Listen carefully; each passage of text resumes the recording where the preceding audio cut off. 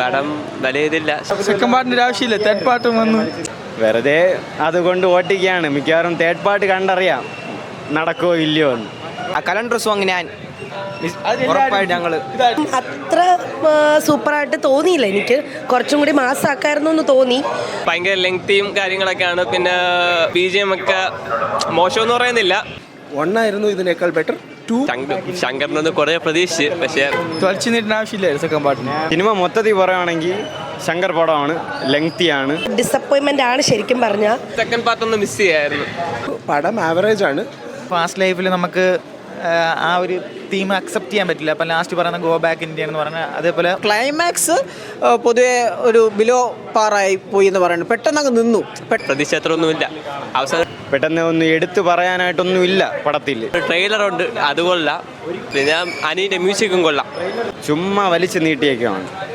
കമലഹാസൻ അടിപൊളിയായിരുന്നു, പക്ഷേ എന്താ പറയാ, കുറച്ചും കൂടി മാസ്സാക്കാമായിരുന്നു എന്നൊക്കെ തോന്നി.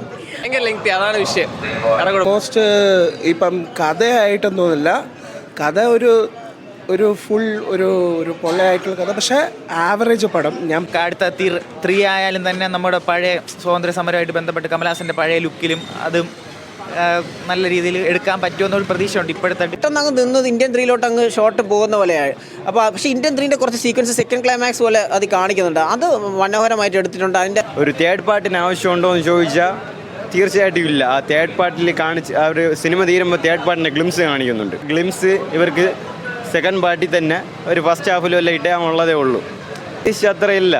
പിന്നെ പ്രത്യേകിച്ച് മ്യൂസിക്കും കാര്യങ്ങളും ഇല്ല. ഒരു സകസകയെന്നൊരു തീം മ്യൂസിക് ഉണ്ട്. അങ്ങനെ പ്രത്യേകിച്ച് കലണ്ടർ സോങ് ഉണ്ട്, ഒരു കലണ്ടർ സോങ് ഉണ്ട്.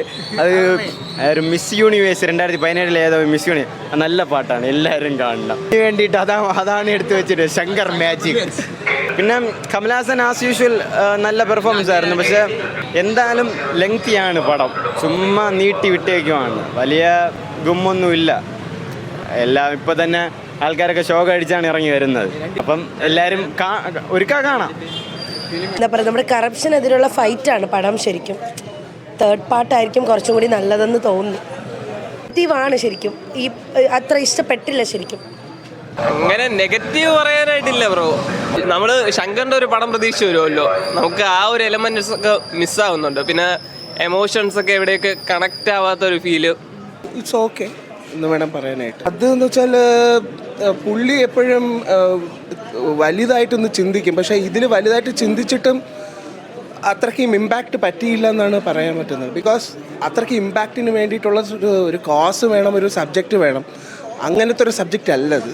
ഒന്നും ചെയ്യാൻ പറ്റില്ല. ഫസ്റ്റിൻ്റെ അത്രയൊന്നും വരത്തില്ല, ഒരിക്കലും വരത്തില്ല. ഫസ്റ്റാണ് കൾട്ട് എന്ന് പറഞ്ഞാൽ ഫസ്റ്റാണ്. സ്പോയിലറല്ല, തേർഡ് വന്നാലും ഐ ഡോണ്ട് നോ ഇത്രയ്ക്കും ഇമ്പാക്റ്റ്, ഫസ്റ്റിൻ്റെ അത്ര ഇമ്പാക്റ്റ് നമുക്ക് അടുത്ത 3 ക്ലിയർ ചെയ്യാൻ പറ്റുമെന്ന് നമ്മൾ വിചാരിക്കുന്നുണ്ട്. ഇപ്പോൾ ശങ്കറിൻ്റെ ഒരു ടച്ച് വന്നിട്ടുണ്ട്, എന്നാലും നമ്മൾ ഓവർ ഹൈപ്പ് കൊടുത്ത് നമ്മൾ കണ്ടിട്ട് കാര്യമില്ല. അതുകൊണ്ട് നമ്മൾ അക്സെപ്റ്റ് ചെയ്ത് പോകണം. 3 നമ്മൾ പ്രതീക്ഷ വെച്ച് പോകും. അതൊരു വലിയൊരു എക്സ്പെക്റ്റേഷൻ തരുന്നുണ്ട്. 3 കമലഹാസൻ സാറിൻ്റെ ഉലയനായൻ്റെ ഒരു കുറച്ചുകൂടെ യങ്ങർ ലുക്കും ഇതുമായിട്ടൊക്കെ ഉള്ളൊരു സീക്വൻസ് കാണിക്കുന്നുണ്ട്. അത് ഭയങ്കര രസമായിട്ട് തോന്നിയിട്ടുണ്ട്.